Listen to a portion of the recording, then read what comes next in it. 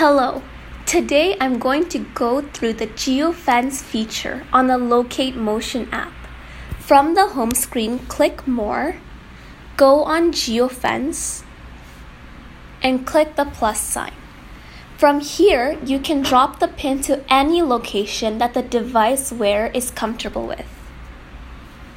As the Geofence is essentially a safety net for the device wearer. From there, the radius of the geofence can be increased to as much as you feel that they are comfortable with. As soon as the device wearer reaches this radius, the caregiver will get a notification immediately.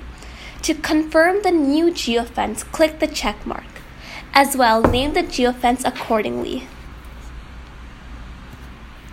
And specify the timing of the alarm notification sent.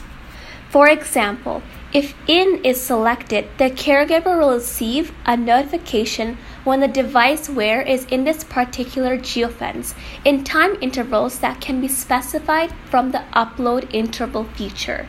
And that is the end of this tutorial. For further information, please go to our website www.locatemotion.com.